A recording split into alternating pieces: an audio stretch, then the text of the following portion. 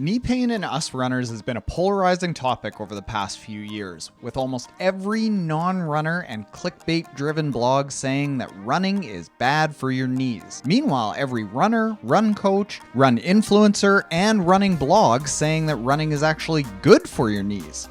The unfortunate fact is that they're both wrong in some ways and they're both right in some ways, but few people are actually looking into the fact-based evidence that runners need to hear. So a lot of beginner runners don't know who to trust, what's right, or how to keep running without being worried. Fortunately, thanks to the work of many great people, we can all know what's actually true when it comes to knee pain when running, so we can run faster, longer, and lessen our likelihood of injury as much as possible. What's up, Motivator? My name is Taren, and when real people want to accomplish something amazing in endurance sports, they use motive training plans.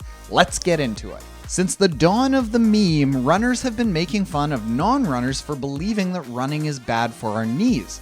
This sense of superiority by runners isn't actually entirely correct. This study found that the incidence rate of people who sat on the couch for a living had hip and knee arthritis at a rate of 10.3%.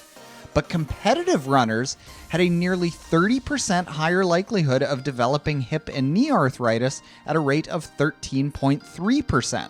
The good news for us runners, though, is that the same study found that recreational runners had more than an 80% lower likelihood of developing hip and knee arthritis than competitive runners at a rate of just 3.5% of the population. This is even far lower than those people who were inactive. Now, before us runners hop on our high horse and celebrate the victory, we have to acknowledge that competitive runners' hips and knees were worse off than just sitting on the couch watching 90 Day Fiancé. The unfortunate thing about this study is that it simply categorized competitive runners as professionals, elites, or participated in international competition. But that's not specific enough for us to actually work with.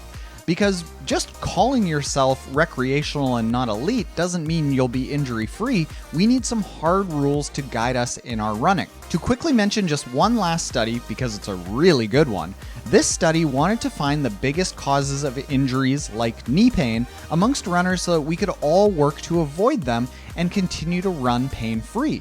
They found 7 things that we all need to burn into our brains. The first thing they found, and I'm sure this will make some podiatrists mad, but previous use of orthotics tends to increase the likelihood of injury. Second, this might make a lot of road runners mad, but running primarily on concrete increased the likelihood of injury. That's why in our motive training plans, we indicate that a lot of our long runs should be done on trails.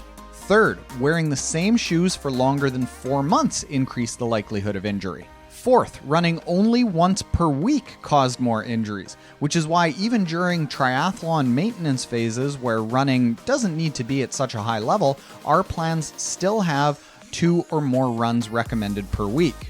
Fifth, running too much too soon increased the likelihood of injury. Every aspect of training, from the volume you do each week to the distance you run, to the amount of speed you run, to the amount you incorporate hills, needs to be eased into much more gradually than you think. Sixth, participating only in linear sports like solely running, which is straightforward, increase the likelihood of injury. This is why we have very stability and mobility focused guided videos and strength sessions included in our training plans to offset the linear nature of endurance sports where we only go front and back. Finally, and this is a big one that we all need to remember, running 50 kilometers a week or more, roughly 31 miles, which is something that nearly every elite runner does, greatly increase the likelihood of injury for runners. The fact of the matter that we have to acknowledge is that, yes, non-runners are right and running can be bad for your knees. Runners are also right that running can be good for your knees. But, and this is a very big but, we have to respect that running is an injury-prone sport. We are landing with 7 to 8 times our total body weight, and our entire muscular structure has to withstand that force. So we need to practice good running hygiene to lower the chances that we'll get injured from running.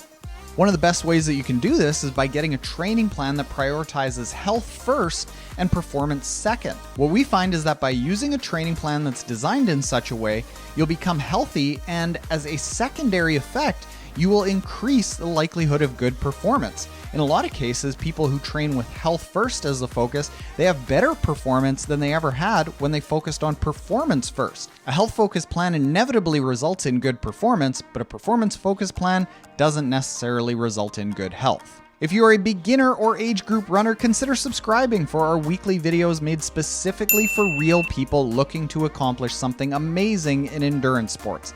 And if you want to dive more into running with good technique, click the video on the screen now to watch a video about the single running technique cue runners can use that fixes almost all aspects of running form.